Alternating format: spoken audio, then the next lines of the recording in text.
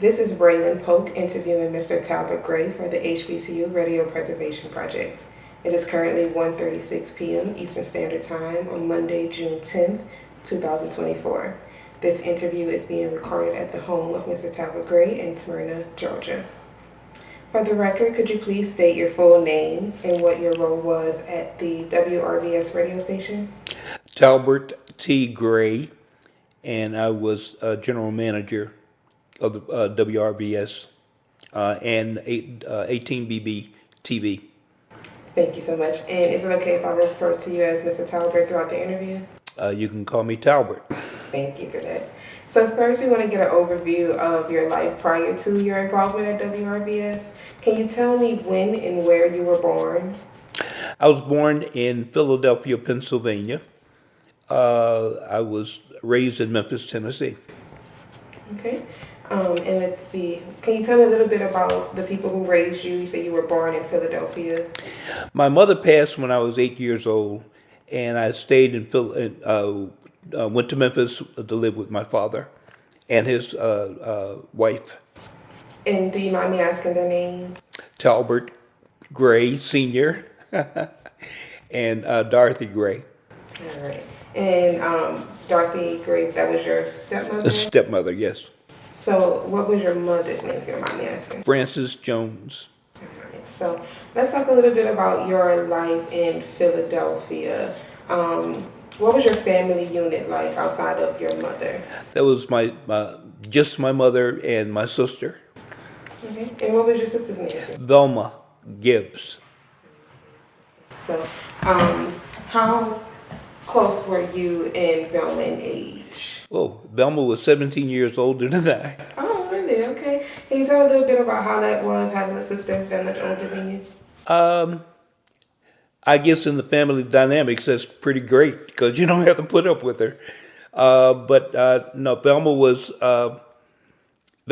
in or graduated in high school at 15, and she went on to be a pediatric nurse. And my mother naturally and I were very close. My mother became very sick, and quite honestly, the remembrance of her of being sick most of the time. And finally, we had opportunities to travel a little bit to see her family in Brownsville, Tennessee, and as well as in Memphis. And unfortunately, when we got back from our last trip, she passed. So your mother was originally from Brownsville? She was. Now, about how far is Brownsville from the Memphis area? Was it I think 2 hours. about 2 hours? Okay. So it wasn't too close. And as far as did you know what made your mother move to Philadelphia? Better opportunities. Opportunity. So she moved to the north. And you say your sister, she was a pediatric nurse. Did she, or do you recall her stating any challenges that she experienced trying to be a nurse? No. At that time? No. She started she graduated from high school at 15. She graduated from, I think, 3 years later, she graduated from the nursing school. And so do you have any fond memories of your time in Philadelphia with your mother and your sister? Yeah. Mama was the friend I had that I used to play with. She was the shield over me when I grew up, protecting me from all types of things. So yeah, Mama and I were very close. Where she played with me, like I said again, carrying my bicycle down 3 stories so I can ride in the streets and everything else. And what was your community like in Philadelphia? I don't remember. I remember. Okay.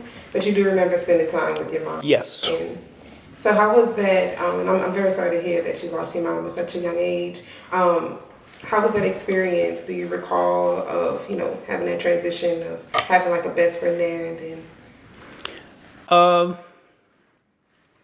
No, I think that of any kind of remembrance, it would be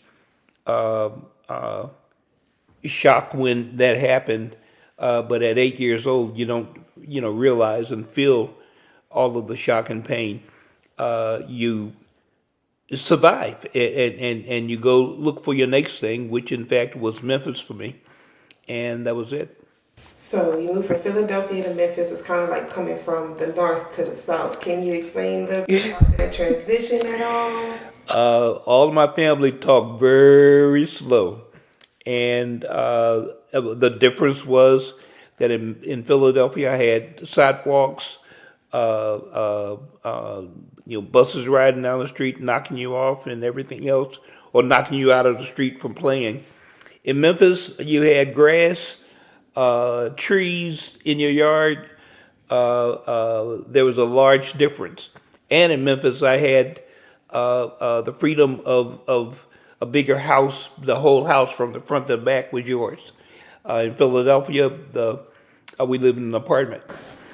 And so in Philadelphia, it was only family-wise, it was only you, your mom, and your sister. Correct. And so now in Memphis, you have a bigger family unit around you.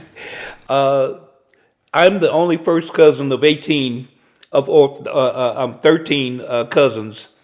I had my aunt and my grandmother there also. And what were their names? My grandmother was Ruth Gray. My aunt was Myrtle Boone. And so they had big influence on your upbringing as far as Oh yeah. like motherly role. Oh yeah. My grandmother became my protector at that point in time, and I shouldn't say it like that, but she was became a very, very strong influence on my life. And as far as like the living situation, how far or how close were you to your family at that point, as far as like the neighborhood or what the community may have looked like? Was it like more family oriented for you? Yeah, we lived in a duplex. We lived, my dad and my stepmother and I lived on one side, and my 13 cousins and my grandmother and my aunt lived on the other side. So you pretty much were surrounded by family. Right. All right, thank you for that. So your community is filled with family. Was it a segregated community at that time? Yeah, it was segregated, yes. Now, did that differ from your living arrangement in Philadelphia? Was that also segregated? No, it was not. So how did seeing that change within community demographics? Again, being 8 years old, it was no impact on me whatsoever. I didn't realize that it was a thing of segregation one way or the other. And I know in school I went to, which was completely integrated in Philadelphia, in school in Memphis was completely segregated. Gotcha. And around what years was that? Do you recall around? Let me see. I'm 212 years old now. No, 51, around 51, 52, somewhere around there. So that was prior to like Brown versus Board of Education Yeah. and all of the laws and court cases Yeah. to integrate the schools. Gotcha. But outside of that, what type of community activities or just day-to-day activities were you involved in when you moved to Memphis outside of playing with your family? Was there any Oh, Memphis, yes, I went to church. We had, I went to church with people like Carla Thomas, Ted McDaniels. Carla is a singer, and Ted was, I think he's retired now, but he was a band director at Ohio State. Regarding the area around the school, or around church rather, I played football every Saturday with Levi Watkins, who is in fact he was the top surgeon. So you were saying that you attended church with Carla and Rufus Thomas? I attended church with Carla Thomas, Rufus Thomas, and Nat D. Williams. Nat D. Williams was the first black announcer or black program director of a radio station that was fully black. And Rufus was second. And most people don't realize that the third black announcer on radio was B.B. King. So all of them worked at WDIA in Memphis. So I kind of feel that that's where I got my start because Natty Williams was not only my high school, but was my teacher as far as the scouts is concerned, but he was also my scout leader, my high school history teacher. So a lot of things that I picked up probably from him. And so it's good to see that there was a professional entertainment influence within your church home Yeah, as well. So you were able to get that pretty early on. exactly right.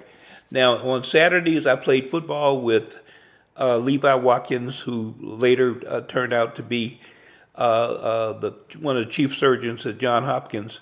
By the way, the candidate that ran for the Republican Party used to work for him, and we're talking about Ben Carson. Um, People that played ball with me became doctors and lawyers and city councilmen, which back with the Hooks brothers, became city councilmen and one of the top lawyers in the nation, really. So that was my basically a basic playthings or playtime in Memphis. Thank you. So it seems like you had a lot of, things that influenced you in Memphis to kind of your trajectory in radio pretty much and that realm there. Thank you for that. So speaking of radio and you're talking about the influences that kind of taught you what it was like probably to be in radio, can you tell me what your earliest memory of radio was? My early memory of radio. When I first started out, I started to, or I convinced a radio station in Orlando, Florida, to change its format. I changed the format to urban contemporary, and I kept going. Now, this is the first time that not only did I manage a radio station, but the first time that had been even close to a radio station. But it was a personal situation where I didn't like what was playing and how they were playing it over the air. So I wanted to add an influence or influence of, I guess, the old WDIA and have that particular station or that city recognize people in the community and play the music that was being played all across the country. That was good music. I said, so WDIA, you said that was a station that you were familiar with from Memphis? Correct. Can you tell me a little bit about that station, what you remember as far as like what they played or kind of how their programming was, if you remember? They played, or their basic program was geared toward being involved with the community. They had a radio program which teens came on and they did a lot of things, and they had announcements all the time of people in the community, what they needed. For instance, if Miss Jones in the Foot Homes needed something from the store or whatever it may be, these guys were able to announce that on the air, and it became like a community forum rather than a radio station, and they talked to the people and not at the people, and I like that. And that's a good way to kind of be introduced to radio, especially like in the South. Yeah. From Philadelphia. So was there any type of radio experiences that you had in Philadelphia or just No, at all? I left at 8 years old. You left at 8, so you don't remember too much about that. Okay, no problem. So outside of the community aspect of it, when it comes to music, how influential or how important was music in your upbringing? Music, music was a great part of my upbringing. I started out, I played clarinet, oboe, and flute at Booker T. Washington High School in Memphis and Porter Junior High School in Memphis. And I had great influences that were there in my high school.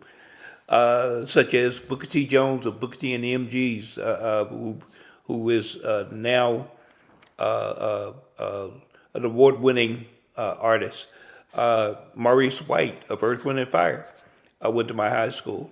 And so there, and a lot of people like Ben Carley and people like that are Ben might not be nationally known, but he's played with everybody from Frank Sinatra on through on many records. I started a group while in high school, a group called the Imperials. The Imperials were transferred to become the Barkays. The Barkays were a rocket or a soul band that, matter of fact, they're still touring in some areas. A lot of them have left and everything else. Now, the Barkays, for those who may not remember, were many of them died with Otis Redding in a plane crash in the Michigan River or Michigan Lakes. Now, did you play with anybody as far as like, I know you said that you played in high school, but did you play in other bands outside of? No, just the Barkays. Just the Barkays, gotcha. Thank you for that. So after high school, Or just the let me correct that. Just the Imperials. just the Imperials who turned in It turned in after 2 years after I left. after you left. So what made you leave? Did you graduate and decide to leave Memphis at the time? Or? I graduated from high school, even though I had a lot of not a lot, but about 7 offers to go to college on scholarship. I decided to go to the Air Force instead. Gotcha. What led you to decide to go to the Air Force? Was it just, something that you wanted to do? I know some people decide they want to travel, so sometimes the military is a way to do that. That was a good thing that I wanted. I did want to travel. Mm-hmm. I wanted to see the world, and I did. That's nice to know. So, moving back into Memphis, we talked about music. I know that Beale Street is also really big in Memphis on the music scene. Did that have any influence as far as your interest in music? No, not really. Again, in high school, you don't know that you don't see all the stars and everything. In high school, our biggest time on Beale Street was marching down for the Cotton Carnival Parade. So Beale Street itself had no influence on me whatsoever. Gotcha. And then I know you were in high school. When you were in high school, was that still at the time that schools were segregated, or by that point? They were segregated, yes. Segregated. And were you still under the same impression that it still made no difference to you, being that, you said that you didn't? Memphis was heavily black, city-wise. So I didn't miss anything during that time or even recognize separate but equal was a basic doctrine that we went on. No, it had no influence on me. Gotcha. So your community was primarily black. Yeah, it was. Filled with, like you say, you were in church. You had music, football. Football. I played basketball for my high school, and no, my life was full. Mm-hmm. So then you graduated from Booker T. Washington High School, and then you went to the Air Force. Mm-hmm. I know that in the military there were segregated units as well. Was it segregated at the time when you entered?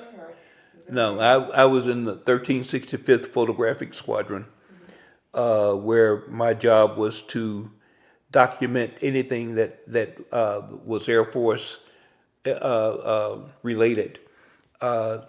Most of my crews that I took with me were, in fact, most time my crews were, in fact, white. Now, it was still during time of segregation, and a lot of times we went to hotels in small areas. I remember one time we went to a hotel in Perry, Florida, where they wouldn't let me sign up for a room. But my one of my crew members signed up, and I snuck in after so I could sleep and we can get back on the road the next day. So were you primarily based in Florida? I was based in Orlando. Okay. Okay. So that's still kind of like the South, where there's still any type of discrimination that you faced while you were. Oh yeah, yeah, yeah. It was you traveled anywhere north of the city and anywhere south and east and west of the city, you still had those pockets where you had deep segregations. But did that affect what you were doing as far as working in that squadron that you were in, or? No, no. I mean, uh, what they did in the city really didn't bother me whatsoever. I had a job to do, and I did the job, and I understood and realized that the America was segregated. Especially being in the South at such Yeah, a young age, you understood. yeah. Exactly, I understand that as well. So did you have any prior experience before you got in that position to be was it the combat documentary photographer? No, I took my training at in the Air Force. The Air Force was I was lucky. The Air Force sent me to a lot of educational programs. One was at Oklahoma University, and I studied film communications and productive journalism there. They also sent me to other schools, but most of the time was at Oklahoma.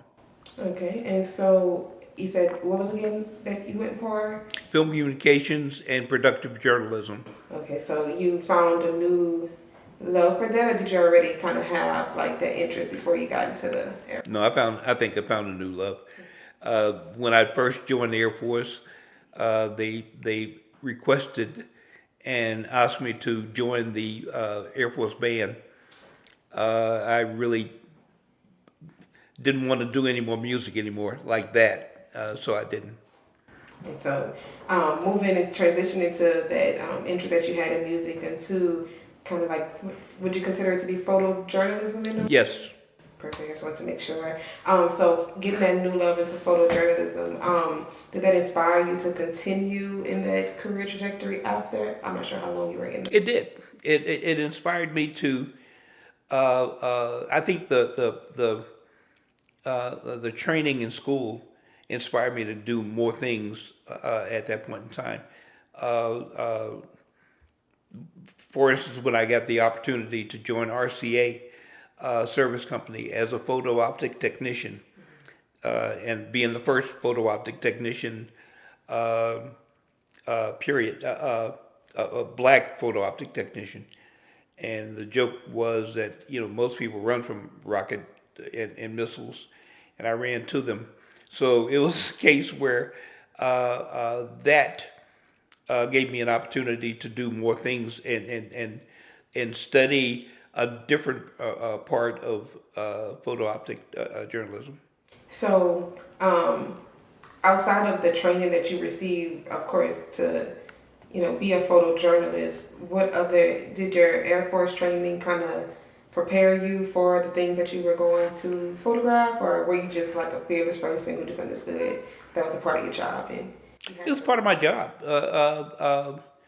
Most of the times you fly in the backseat of jet fighters, and and when you finish, see, the only part that I did in the Air Force was shoot film. I did no editing, or there was a different department for every part of the film or whatever you did. So I got a chance on opportunity to film active situations. Even for the very brief time that I spent in Vietnam. And were there any other countries that you went to? Oh yeah, oh yeah. I went to you name them. I went there. From Japan to uh, um uh, France to London to Brazil, uh, uh, naturally to Hawaii and on and on. So yeah, I traveled quite a bit. Now, so that was your opportunity to kind of see the world, Yeah. even though you were probably in what most people would consider dangerous situation. No, I was not in. There were no dangers that I had. Um, Matter of fact, everything I did was try to align everything with fun. So I had a good time, and young guy who just out there for the first time. The looking at Big Ben in London. I mean, you do what you have to do. And so how long were you in that particular position with the Air Force? I was in the Air Force for 4 years. 4 years, okay. So you had a very eventful 4 years. It was very eventful and a lot of fun. I'm sure. So after you finished your 4 years, is that when you went to Oklahoma? Or was it during the time that you? No, I went to Oklahoma but I went there to finish courses, but right away, right after that, I jumped on a ship with RCA. RCA, okay. So tell me a little bit about your experience with RCA. As a photo optic technician, my job was to sit on an if lot, and I'm being technical now, but sit on the if lot and film missile splashdowns. They would come over the horizon. My camera would pick it up. It was run pretty much by telemetry. I pick up the camera and sit there and watch a missile ship splash down. After it splashed down, I would take the film, climb up to the top of the ship, and hook the film on a line, which a plane would come by and pick it up and keep on going. Seems like it's a very interesting sight to see. It was fun, I thought I was Earl Flynn or somebody, swinging from the top of a ship. But no, it was a lot of fun. And how long did you work for? I was there for 2 years. 2 years. Now that was also in Orlando, or was that? No, it was in Cape Canaveral, but my job took me again around the world. I started off in Cape Canaveral, and we went down to Ascension Islands and South Africa, and we came back. We hit all the islands, every island that is out there in the Bahamas. In the Atlantic. We went through the Panama Canal. We went to Kwajalein Island, and then we went to Hawaii. I went to the Barren Sea while I was doing that, and came back. At that point in time, my wife called me and told me that my daughter was sick, and I should come home right now. And so, talk a little bit, we can back up a little bit and we'll come back a little bit forward. Your family, so at what point did you start your family within, you going to the Air Force and then working for RCA? My wife and I married about a year after I got in the Air Force. And quite honestly, if she were still here, she passed a couple of years ago. If she was still here, we would be celebrating our 60th wedding anniversary next year. I'm sorry to hear that, but I said y'all had a lifetime. But we had a wonderful time. What was her name? Ann Gray. Ann Gray, gotcha. And did y'all meet in Memphis? No, we met in Orlando. Oh, in Orlando. When you were, was she in the military? No. She was a pretty girl I saw that I wanted to talk to. I understand. So y'all were together. So she was with you while you were away. Doing all that stuff. Yeah, she was there. She held the fort down. They held the fort down. And how many kids did you all have together? We have two. Two. Was it two girls? Two girls. Two girls. Got it. So they were born when you had went to the Air Force, or was it in between the time? No, they were born after. After the Air Force. So after a year, my first daughter was born a year after we got married. Gotcha. Oh, that's nice that y'all were able to all grow together as part of the family unit. Yeah.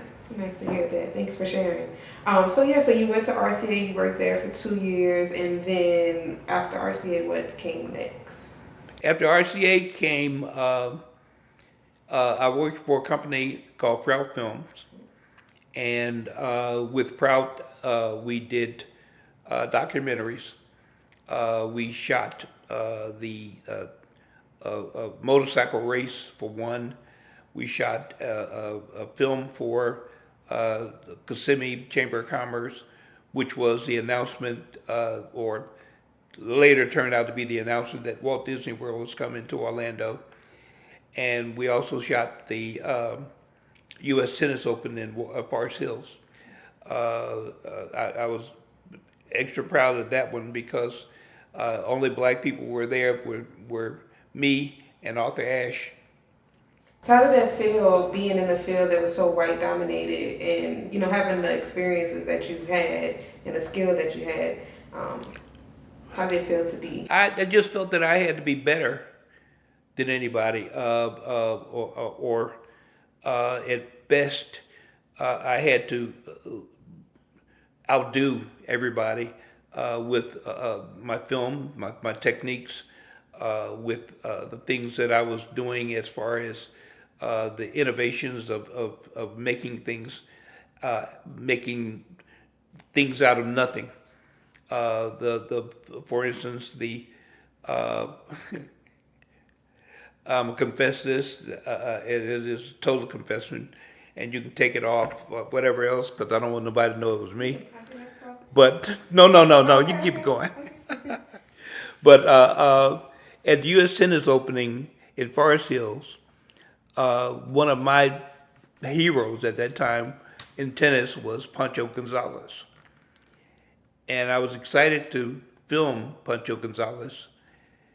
And my job from the director told me to go down into the walkway under the stadium and shoot Pancho Gonzalez in slow motion. With a 16 millimeter camera, slow motion meant that I had to turn up the speed. Speed came with a sound, and it was a really, really, really annoying sound. And as I was filming, when Pancho would throw the ball up and get ready to hit it, you could hear this ringing throughout there. Now you got to understand that I'm in a cave, so the sound outside is really, really loud. Pancho threw his ball down on the ground and got in front of the cave and started cursing in Spanish. When he went up to try to do the same thing again, I shot, and he got really, really angry. Then he threw his racket down, threw the ball down, came to the cave. That's when I escaped and went back up in the stands, so that nobody knew it was me. So now you have a confession of what happened, and it was all over CBS News at that time. Again, nobody came to me after, so I don't think anybody knew it was me. And it's good that you got away, because who's to say? Yeah, well, it could have, especially like I said again, only blacks there with me and Arthur Ashe, so I could have had some serious problems at that point in time. Yeah, it meant it wasn't intended for that to happen because you had a long career outside of that. So how long were you with what you said it was Prout? Prout Films, I was there for about a year. About a year. Until the owner or general manager of Channel 2 News came and got me and asked me to join him. And when you joined, you were still doing film? I was doing film. When I first joined, I was doing production, commercials for car dealers, promotion for things that they wanted to do in the station to build up the station's attitude in the city. Shortly after that, he came to me again and asked me if I would join the news department. And I joined the news department, and I found out later that I was the first black in television news in the state of Florida. And how did that make you feel to be, not only have the person at the station come and get you personally, but then to see that you were the first black? Being the first black, I didn't recognize that as far as, or realize that as far as the first was concerned. I know that I wanted to do the news, and I wanted a job, so it was nothing that was a motivation to be the first. And like I said again, I didn't recognize the fact that I was until many years later. I was just happy that I was picked to do the news. And so what type of stories were covered that you can recall? Oh, I did everything from bank robberies to uh, uh, uh, events that domestic problems to robberies to cattle rustling. I didn't realize, but the biggest industry in Florida is cattle. I thought it was always oranges, but it's not. It's cattle. And so with cattle, what they do is they have cattle rustling. They don't do it like they used to do in the olden days, though, with the cowboys getting getting all the cows to and running them off somebody else's farm. They did them with semi trailers. They would get a cow in the field, boost the cow and get them to the fence, tie a harness around the fence, and raise the harness with the cow in it, and swing it around, and then they would do whatever they had to do with electronics and saws and everything else in the truck. So I got a chance to see that firsthand. I'll film it firsthand with the sheriff department.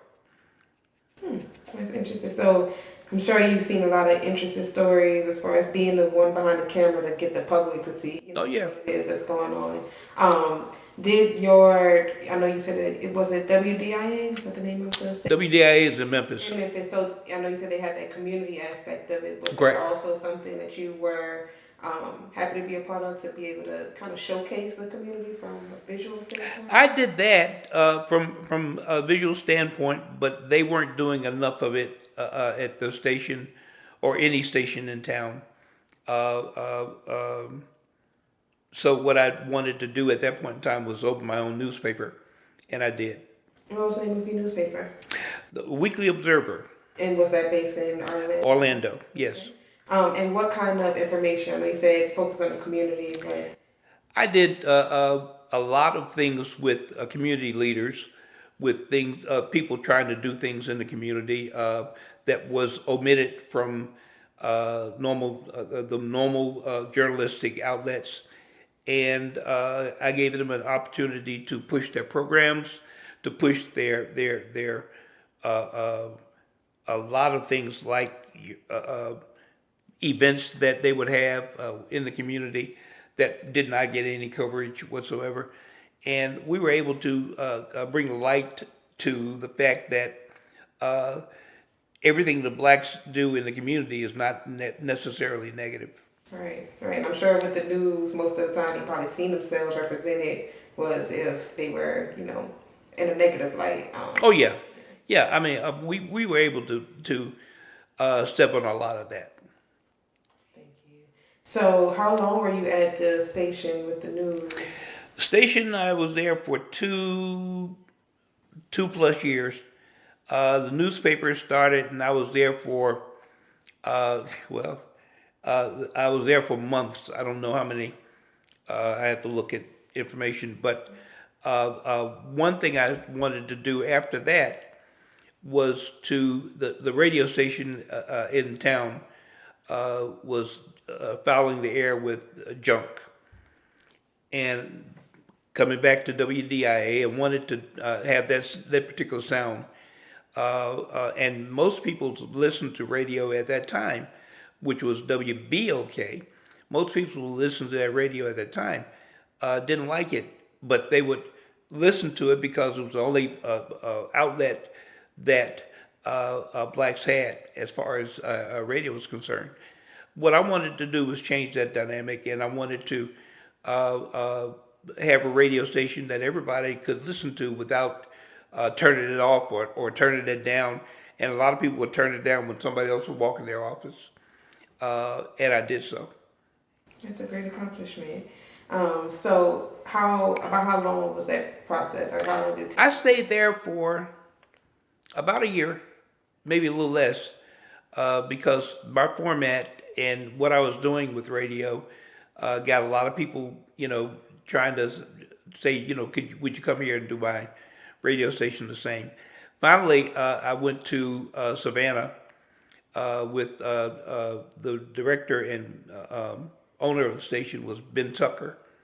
Ben Tucker was a bass player who wrote "Coming Home, Baby," and Dr.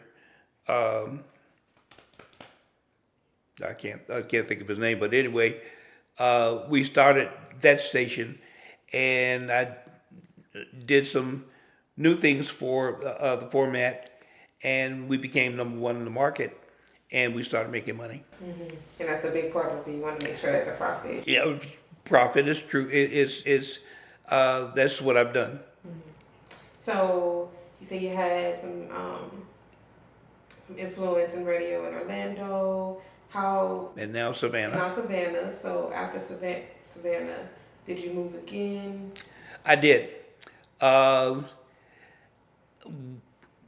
had an offer, a great offer for radio in New Orleans, and they wanted me there, but they had some problems with the legal company.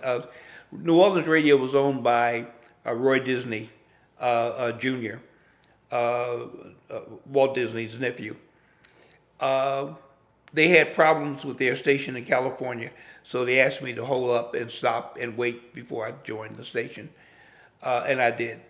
And during that time, while I was waiting, and still under salary, but they didn't want me to walk into the station as of yet until they got the FCC problems done in California. So while waiting, I joined Preston Edwards with the Black Collegian magazine, and I worked for them. I gave Preston his biggest magazine, which was 314 pages.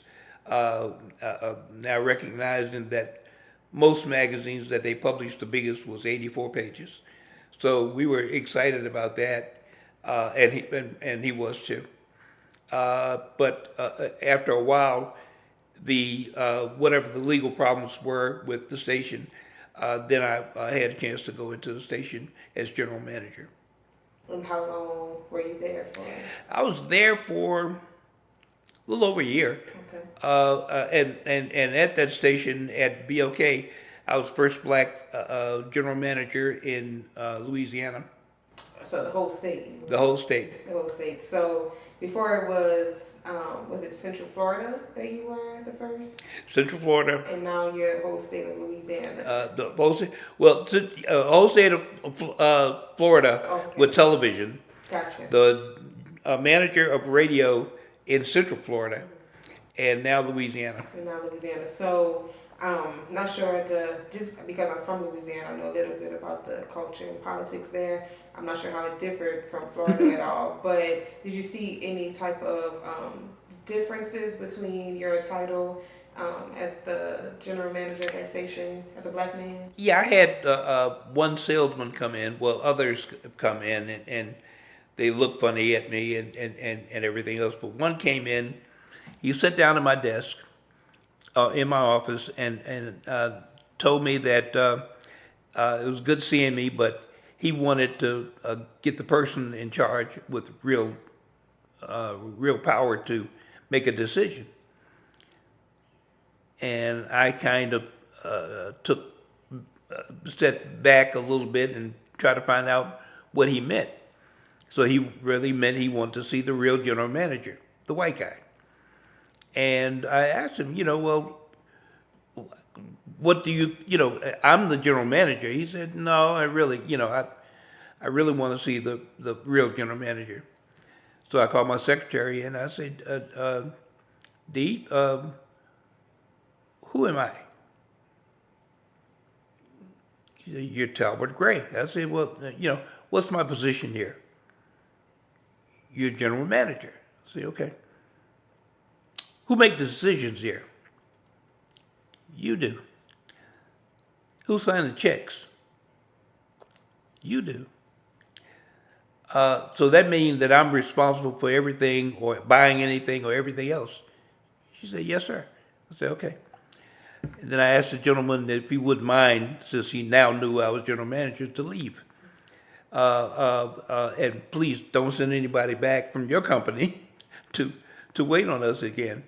So yeah, I had a lot of problems like that in the beginning, and after a while, it became even till to do business in the city. Gotcha. So what type of what was the format for the program? It was urban or black. Mm-hmm. Gotcha. And so I'm sure. So before you got there, was it like a white general manager that was on the Yes. position? And do you think that they were more receptive to have a black person in that role, being that it was more like of an urban nice station? Who The people who worked there, as well as the community that. now the people we were able to have a great crew.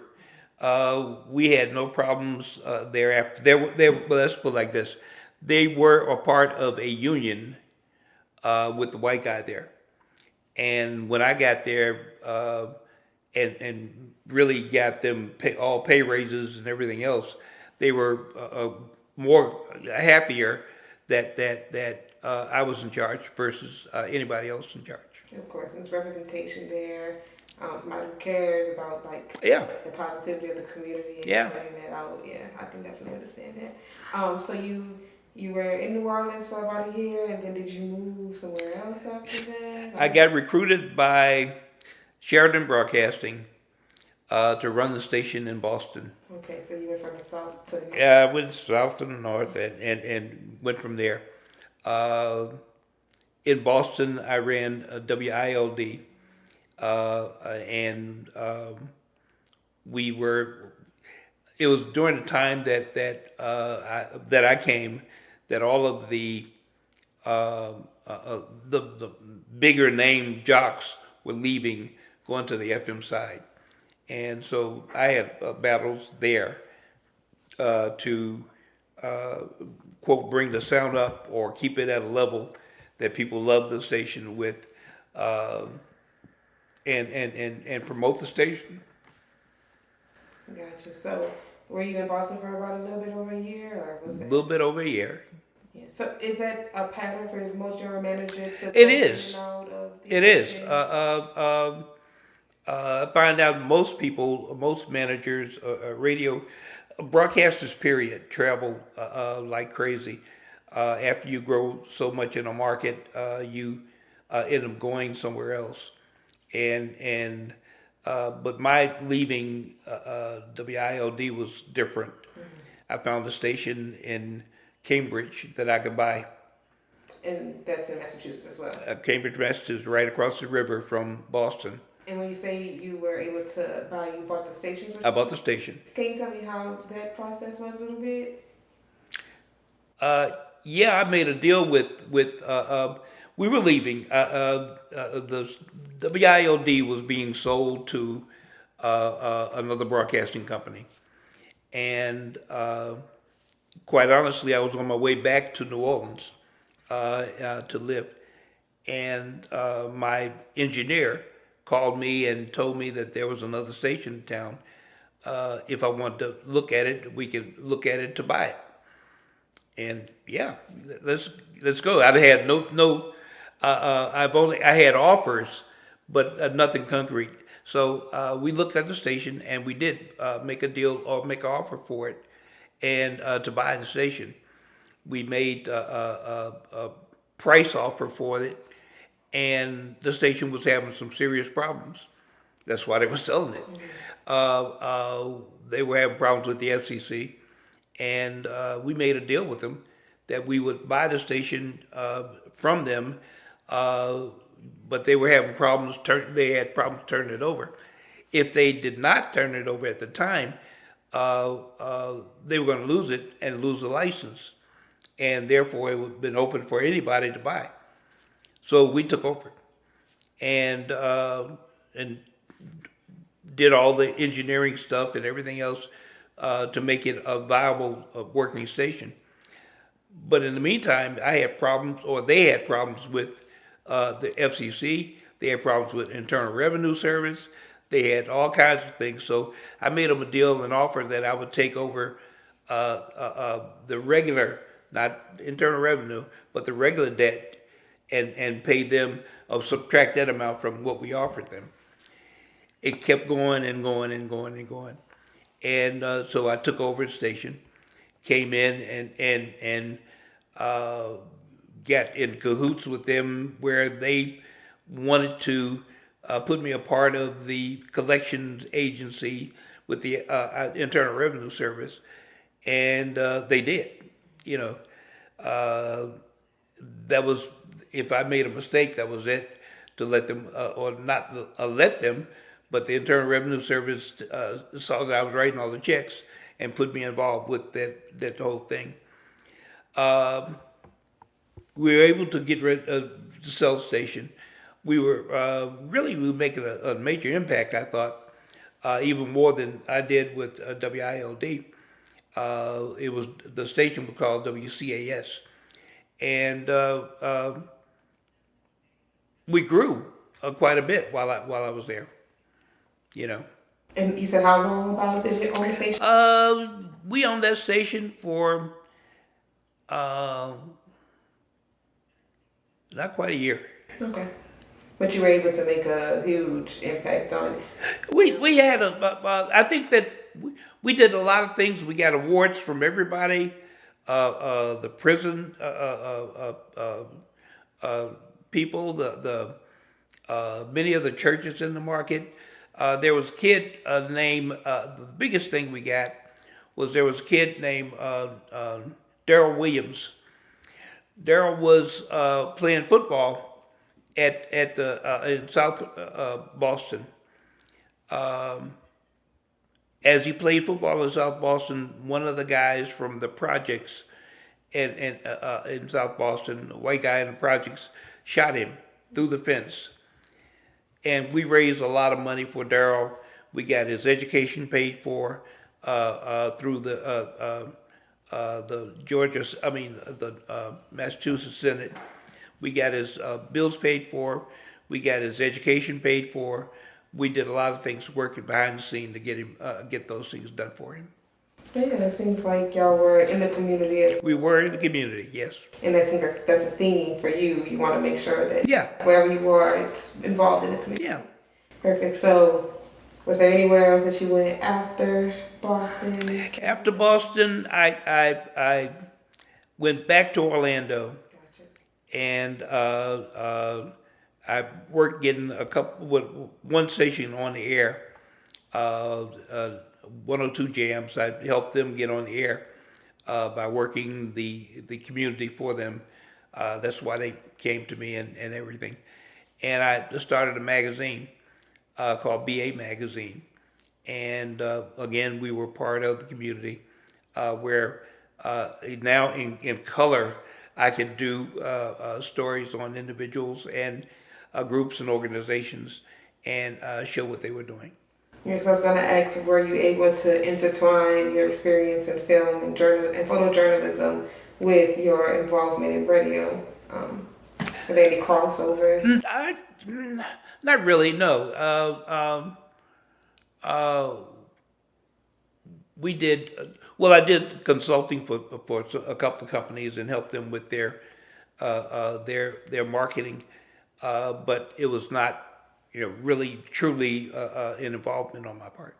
Now, with your transition from, photojournalism and film and things like that into radio, was it a huge transition for you, or was it something that was kind of natural?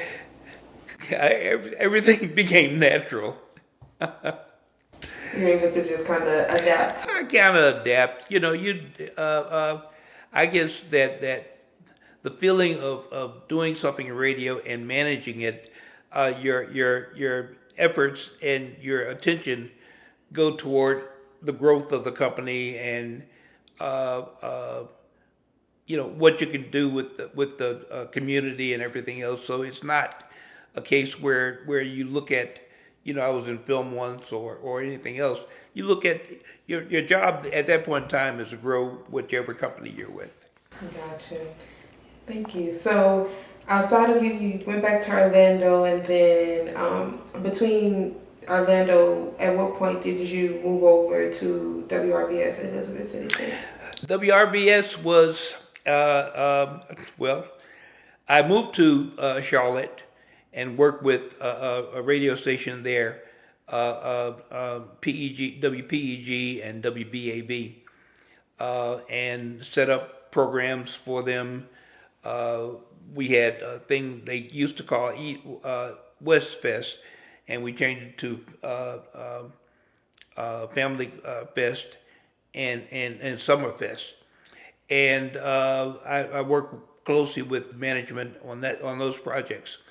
I got a call from the provost at Elizabeth City and asked me if I would come to help them as far as being a consultant is concerned. And that job would be no more than 3 months. 4 years later, when I left, I came back to started running a couple other stations. Gotcha. So was Elizabeth City WRBS, was that radio station the one that you were at for the longest amount of time? Because I know you said you were there. Yeah, that was probably the longest, and it was.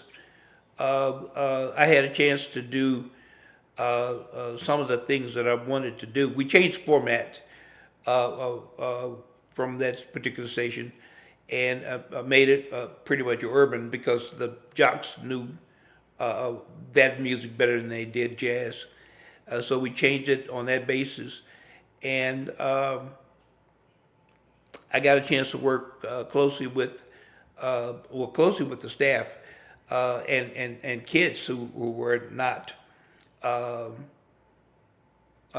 making their choices that were in fact making their choices for the things they wanted to do later in life. So before you got to WRBS, did you ever work at any college radio station? I did not. So this was your introduction to HBCU It was. radio? Can you tell me how that differed from you working like public radio, commercial radio prior? We had to do functions that would get sponsors rather than get advertisers. Sponsors were and WRBS is in a small area, so we still worked hard to get sponsors, to get something that I was brand new to me was to get grants and things such as that. So I mean, it was advertising with a different title to it, the sponsorships. Did you have to undergo any type of different trainings to learn their formats, or were the formats you were used to more advanced than what they were? Radio format? No different training. There were 3 civilian or non-student announcers at that time, and they were able to help out, and the students helped out at night. Gotcha. So with the prior radio experience that you had before WRVS, would you classify those radio stations as being like black radio? Yeah, black radio. So how would you describe what black radio is in general? The ideal for black radio, it would be stations that cater to their community, that try to in every way satisfy that particular community, and normally that would be the black community, and as there is now no quote differences between the communities because of segregation times are gone, still be able to talk to black citizens and black business people, black community leaders, that you're able to show what they're doing in the community in a positive light. I feel that more things that you talk about or perform in a positive light is better for you, versus who shot who and how these things are so messed up in the community. I think that if you give positive input as a radio station where everybody listens to, you're able to, then at that point in time, you're able to work for and work for the community, period. Like I usually explain to people that all the radio station licenses never belong to the individuals that run the station. The licenses belong to everybody. So, they're borrowed on borrowed time, if you will. Absolutely. And you want to make sure also, like you said, it's for everybody, so you want to make sure the community is satisfied Right. with what they're experiencing as well. So what made the community particularly special about WRVS's station, being that it was located at HBCU? I know you said it's a small community, but in a small area. But what was special about that community? I think that the community itself, which is, I think, the most of the concentration of people were in that one particular county, because all the counties around, all the areas around the station was farmland, really. Very few vacancies all across everything else. And the good part about WRVS is that WRVS was a powerful station, had a powerful signal. Unfortunately, you also had the ocean right next to it. And so a lot of fish really jammed to the station.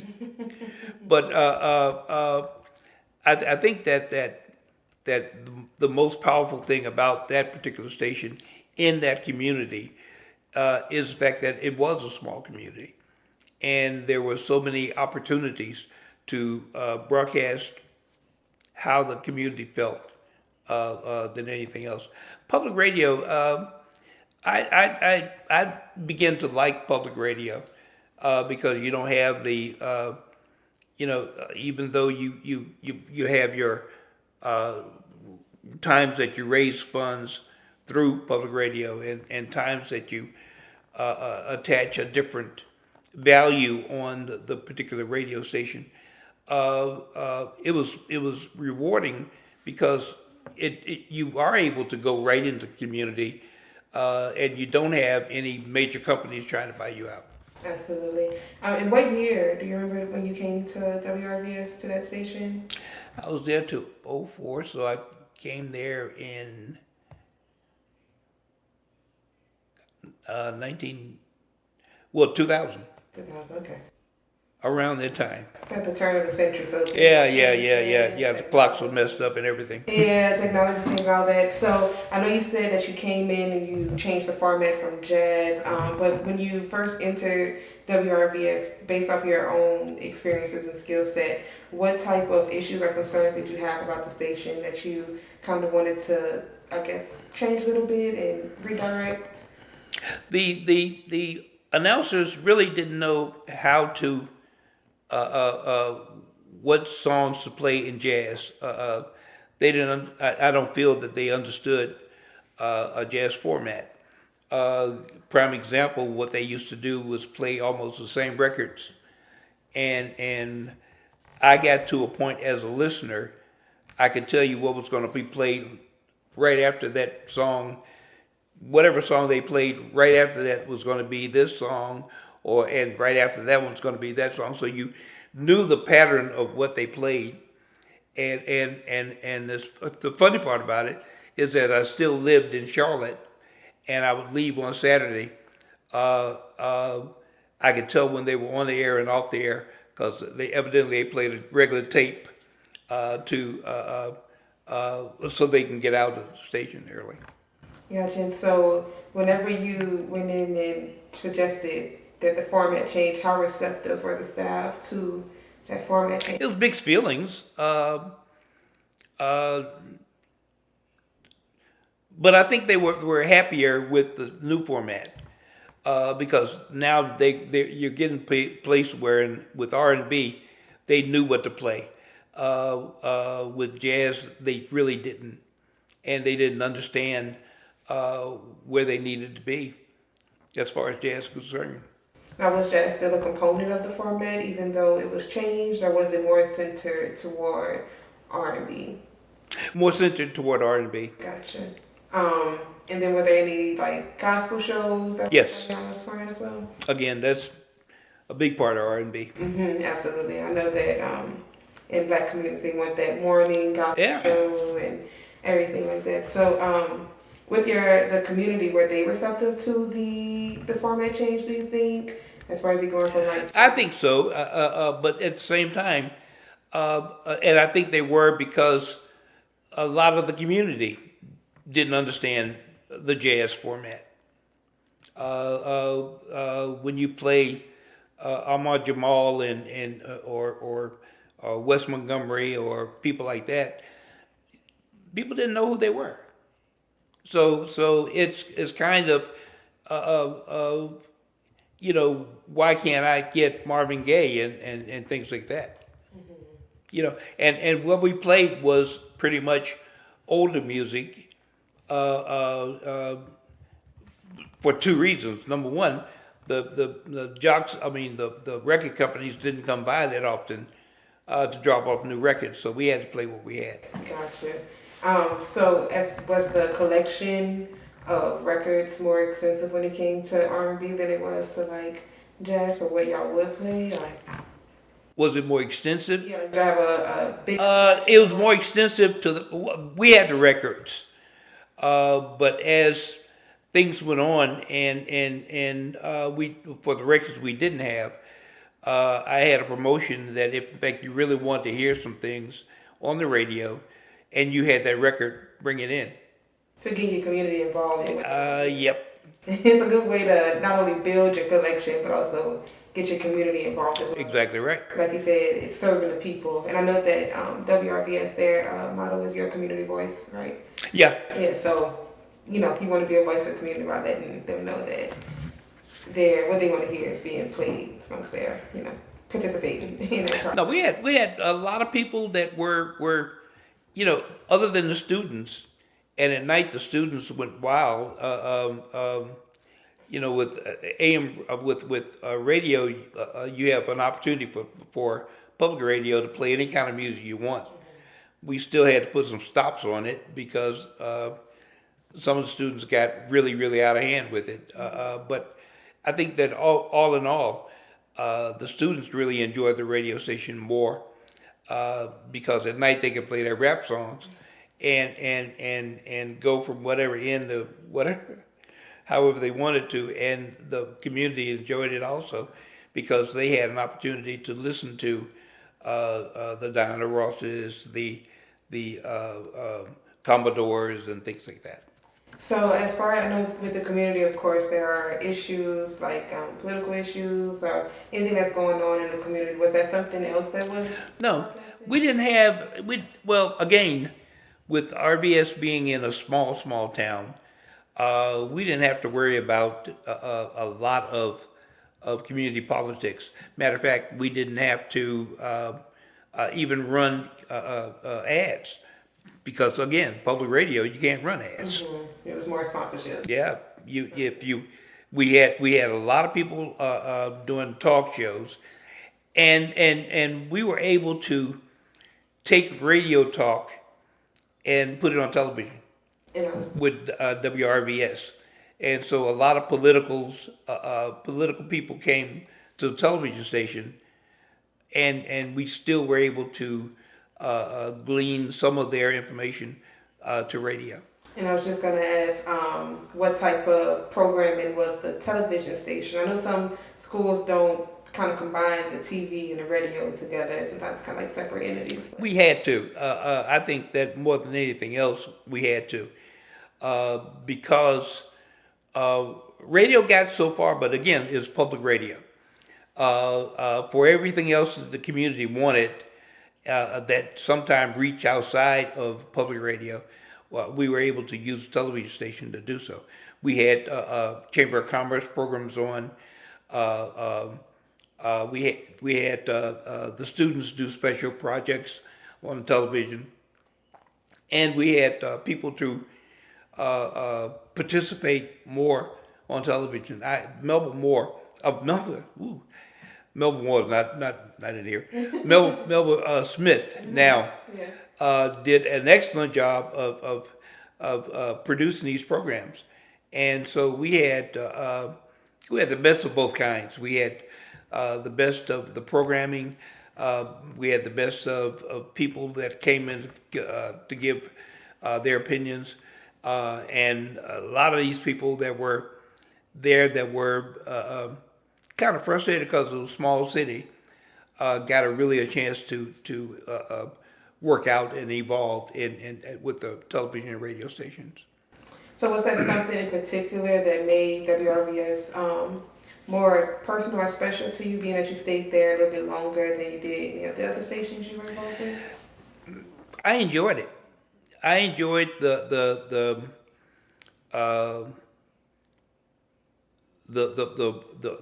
particular experience.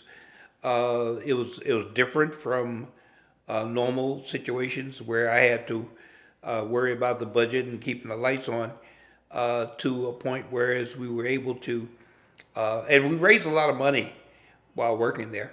A lot of it came through grants and dealing with the public to a basis of to an occasion where we got a lot of people involved with the station to kind of if you will, to champion the station at the same time. Gotcha. And what type of, I know you said grants, but was it like community sponsorships or was it outside of the community that sponsored the radio station? Both. Community, when we had our annual fundraising examples, a lot of the people of the community pitched in and we raised a lot of money during those things. But also we had grants and some corporations that wrote grants, and at the time we were able to get some of that money too. Yeah, being that I was able to visit Elizabeth City, I've seen it just within the community how much pride people take in the school. There's like places named after Vikings. Seeing lifetime alumni members with the plates on their cars and things like that. So it seems like, of course, people probably will want to invest their money into a station that serves the community. Yeah, it was a change, and more people started becoming a part of it. I used to have people come in the office and tell me what they felt that the stations, especially the TV station, should be like. We were able to do some of it, and we felt very comfortable in our programming as well as what we offered to the community. Thank you. So is there any way that you would, I know we had defined Black radio earlier, but would you define HBCU radio as being something different than how you define Black radio? It would be different because on the particular stations, they would be different because what they can do is add the more information about even radio. I think that HBCU radio stations should, in fact, follow the lead that has been given to them. You have a lot of artists that have been out there, and some that have been short-lived or whatever. But I think that HBCU radios can give their history, some of the things that they have done in the past, and I don't see it done right now. I'm sure it will be, though. There are a lot of Black musicians out there that I think that HBCU radio stations should kind of give their props to them. A lot of people don't know about a lot. Again, you have one record artist that do one record, but there are a lot of people that are behind the scenes that really should be called on or really given their proper thank yous and their proper appreciations too.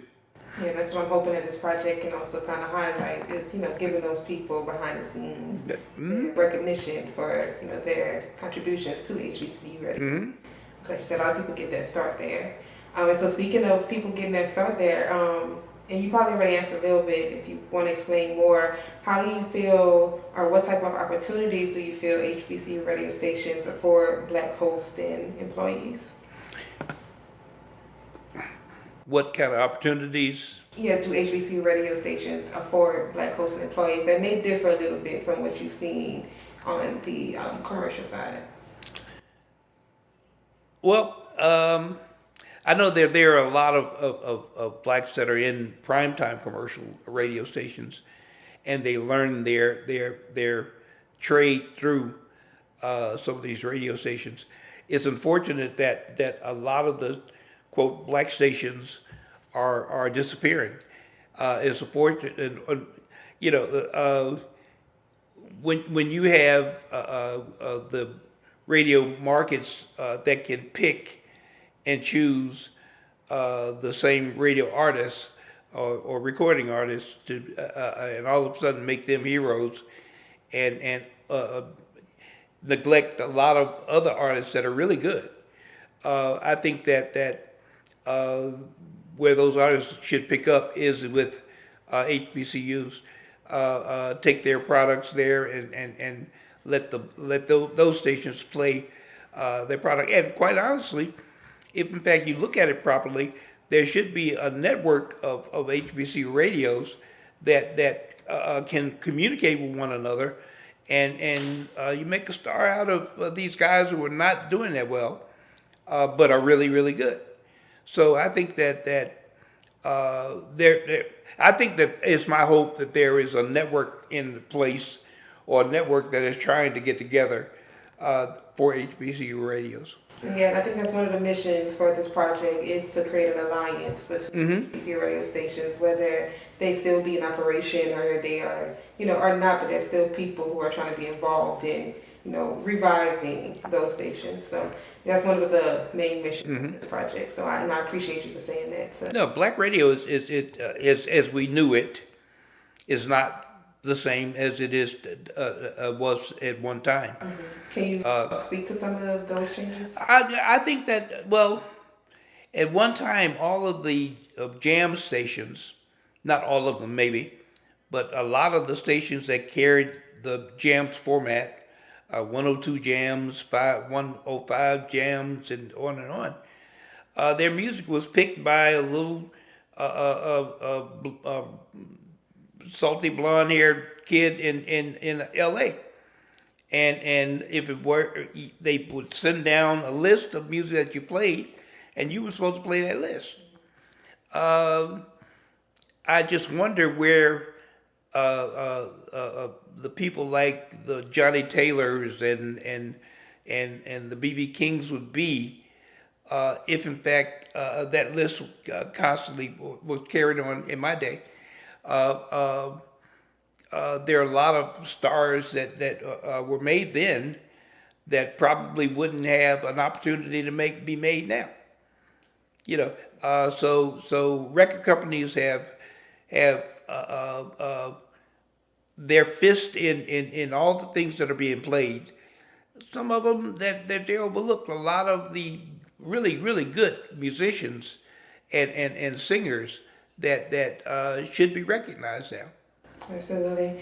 So in knowing that, HBCU radio stations are able to kind of decide what it is they want to play in most cases, especially at WRBS, would you say that the listener's attention was more prone to listen to WRBS when it came to R&B, or were there any other stations in the area that were commercial that you all competed against, if you competed?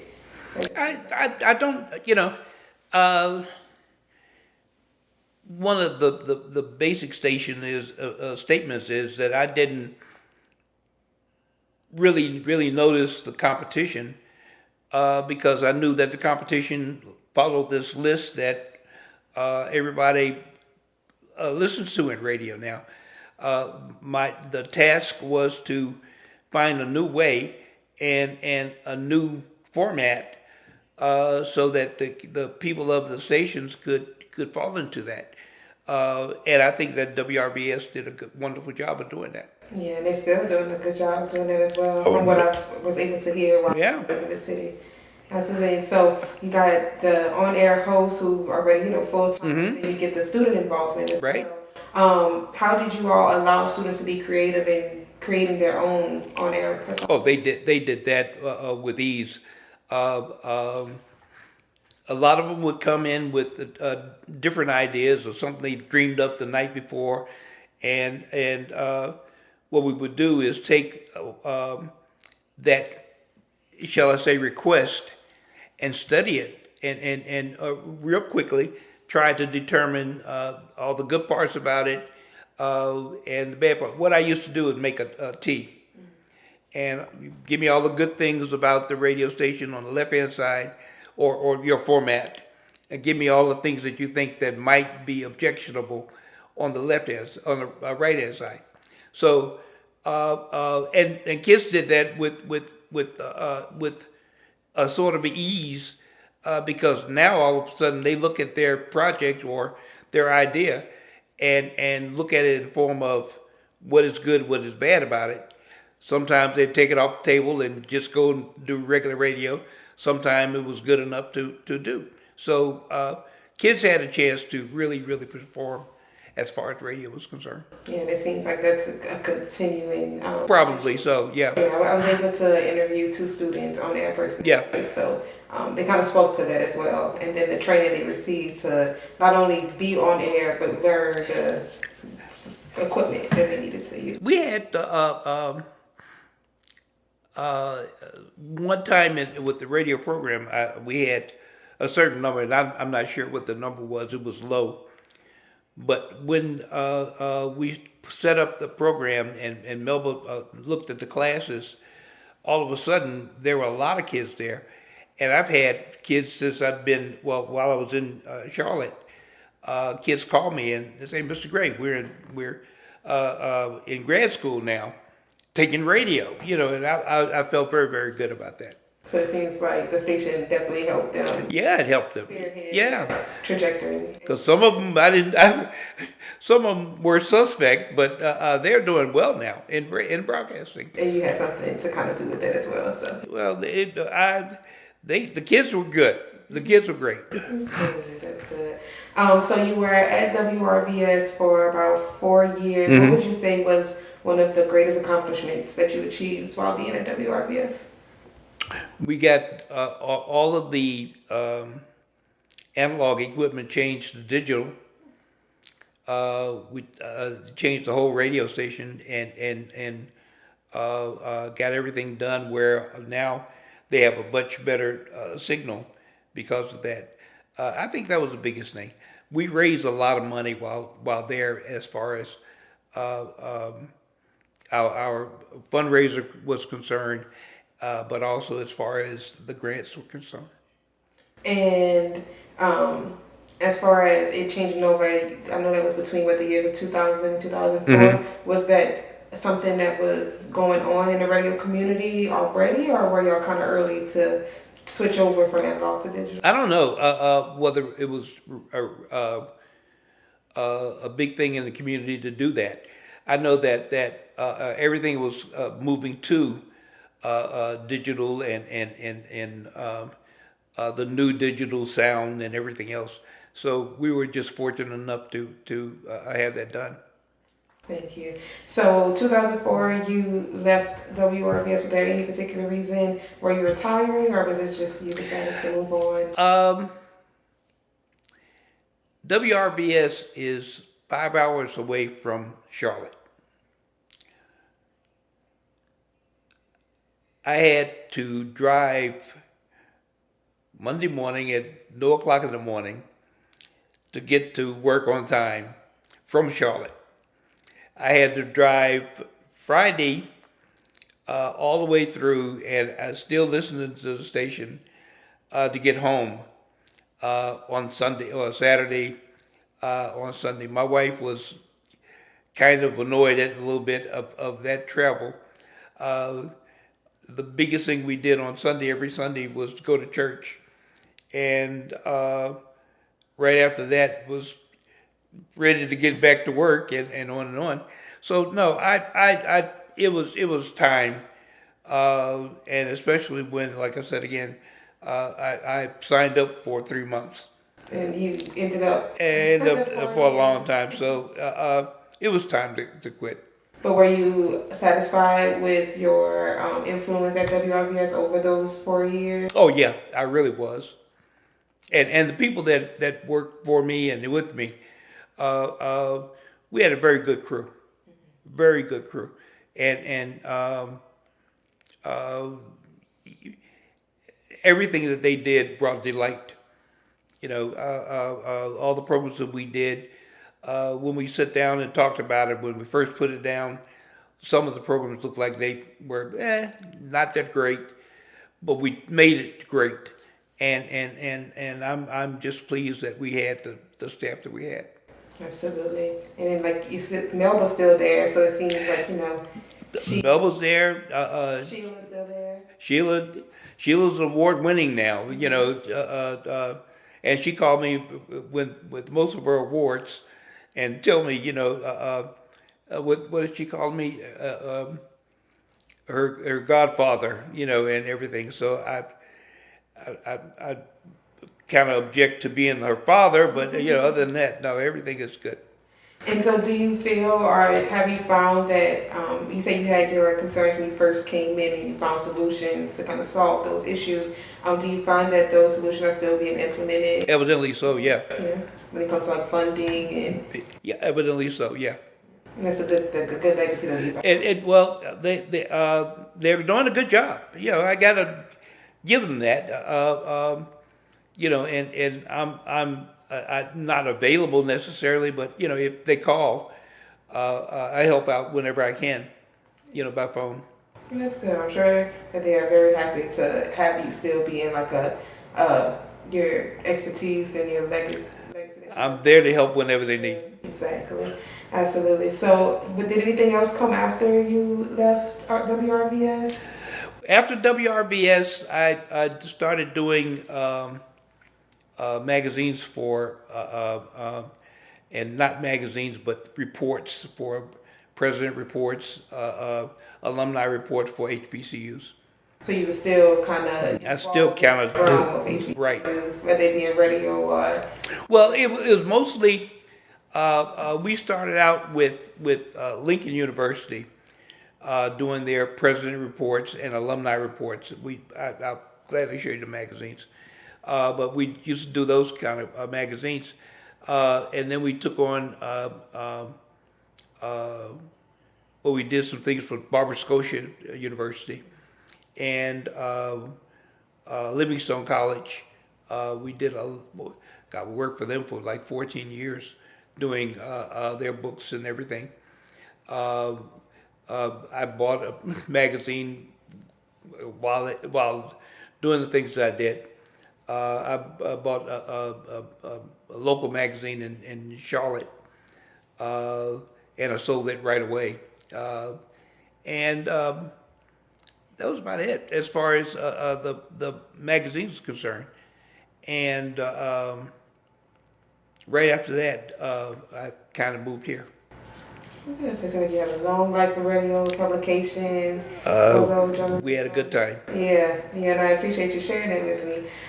So, what advice would you give to someone who has the desire to move up the ladder in Black radio, HBCU radio, especially coming from you and everything you went through? Be creative.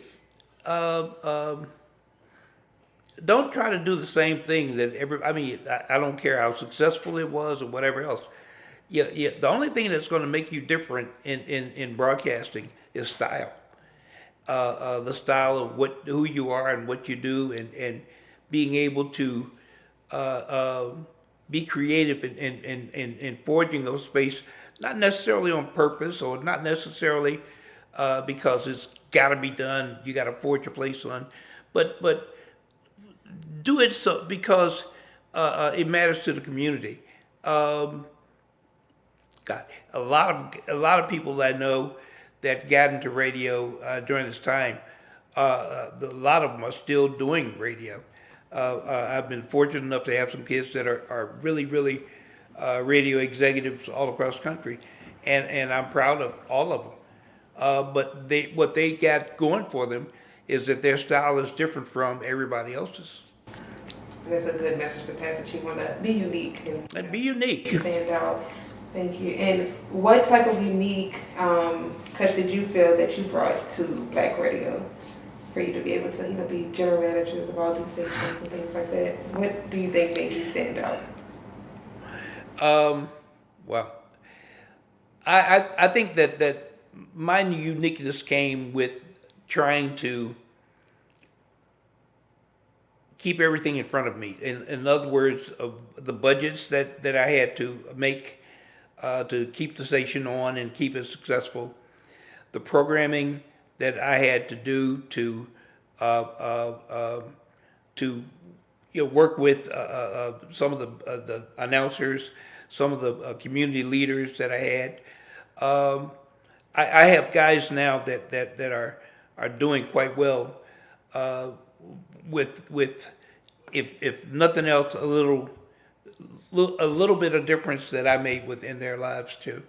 And the difference that I probably made was to allow them to do things that are different, allow them to make decisions that kind of increase their value to their stations or their individual stations or the community.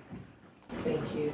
So looking back at your whole career in radio and photojournalism, your interest in music and things like that, is there anyone that you would say, whether personally or professionally, influenced you to kind of go down this path and also focusing on the community while doing so? Yeah, my Sunday school teacher, who was also my Boy Scout leader, who was also my 12th grade history teacher, Nat D. Williams. And Nat D. Williams was as I before mentioned, was the first black jock to run all black radio station, which was the first black radio station. And I know that there are friends that I have that worked for the station here in Atlanta that think that's the first, but it was not the first black run and organized radio station. It was the first black owned, but not the first black run. Gotcha. So I'm pretty sure if he's looking down on you, he would definitely be proud of, the places you went, following that influence that he had in radio and being a black man doing so. Would you?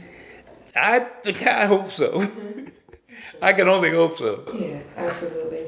So I like to ask this question to people, being that this is the HBCU Radio Preservation Project. Why do you think that it's important for projects like this to exist and to continue to move toward the mission of preserving HBCU radio stations? I think that there is a wide reason why it's important, and I think that the reason for is important because a lot of people that are in the radio industry may not know all the things that can be done with a black station or a black formatted station that is public. And I say that because public radio stations are not drawn by the same rules that commercial radio stations are drawn by. With public radio stations, you can teach and become involved versus having to play the same songs over and over and over again. Public radio stations give you an opportunity to use your imagination. The things that I've done over the period of time have been very imaginative. For instance, at WRVS, we had a brown bag contest, and a brown bag contest allowed people to call in and pick their bags and win prizes. We had a plethora of prizes that were given to us by the commercial or by the businesses that are in the community. But the brown bag contest was different because nobody had ever done that before. And I thought it was a good idea at that point in time to raise money that way and to get everybody involved. We gave away uh, car trips, rentals, car rentals. We gave away fish tanks. We gave away gold watches and gold necklaces and things like that. Dinners for two, dinners for 12. We gave away a lot of things, and people were able to participate with that on the radio. You can't do that in a commercial station because now that the commercial guy or the salesman is after the sales. We were after the involvement in the community. So the difference between an HBCU radio station gives a chance to learn about other things other than the fight between Drake and P Diddy and or whoever else he's fighting against. It gives you a chance to learn about who Sarah Vaughan was. It gives you a chance to learn about who Billy Eckstein was, and you can teach that and have an involvement with them where you can't do it on the regular radio stations. They're not going to do it. Absolutely. And again, it's our mission to preserve those programs that kind of speak to who those people are, as well as the legacy and the creed and the culture of HBCU. That's right. Absolutely. So, for those who may not know, you have a memoir titled First Through the Fire, which I had the pleasure to read, and it's a great read as well. But can you tell me what that means to be first through the fire? Yeah. Again, it depends. It stands the fact that I was first black general manager in radio in a couple of places. I was first black in television news in the state of Florida. I was first black on a missile tracking ship downrange with RCA. So it meant a lot of things. And now, what it mean by being the first black in television news? When I first got into television news and went to the courthouse in Orlando, all the white people that were there in the press room got up and left, walked out on me, and I felt sorry for the young man who was my partner as far as everything is concerned, because at that point in time he was trying to make his name in radio or in television. I'm sorry, and everybody was walking out on him. So it was like he was a traitor to their cause because he was walking in with this black guy. But I mean, all this changed. After a while, everything changed, and I became from an outsider to one of the guys. And without your contributions, then you probably, other people who came after you probably would have it even harder. Well, the good part about what happened to me is that all the stations, all of the television stations in town, and all of the radio stations and the magazines and the newspaper came to me to become their coordinator. Westinghouse set up a program out of Washington, D.C., and they wanted coordinators for the Broadcast Skills Bank. I was coordinator for the Central Florida Broadcast Skills Bank, and I hired or got credit for hiring 130 people to the broadcasting industry and to the media industry. So it was, still good. Yeah, and representation matters as well, to have more people involved in those efforts. So we definitely appreciate your contributions to radio in general as well as HBCU radio. So we'll go ahead and finish up. And again, I thank you for taking the time out to speak with me on today. But was there anything else that we left out of the interview or anyone that you want to shout out before we go ahead and end this recording? I would shout out to Melba and to Sheila and all the people at WRVS. They're believe me, they're doing a wonderful job of everything. Even though that's a small market and you don't hear about it much, they're turning out students that are in fact keeping radio alive for our community. and people that like that really are doing a great job. I think that for an HBCU, well, people in college that are learning to go around the business and be around other broadcasters, and I'm gonna give a credit to some people that I know are doing a great job. R.C. Smith. I think that many people in the radio industry that have had an opportunity to work with people from HBCUs, knowingly or not, are better off because these students and these kids come in with a vast amount of abilities. Maybe not the knowledge yet, but that comes with the training and being in the field. So I would suggest highly that if you have a station, hire somebody from an HBCU. Absolutely. And again, this project definitely appreciates you advocating for HBCU radio station staff and students, and just sharing your experiences with the project. So again, thank you again, Mr. Talbert. Thank you. Of course, and we look forward to speaking with you further with how this interview will help future generations. Good. Thank you.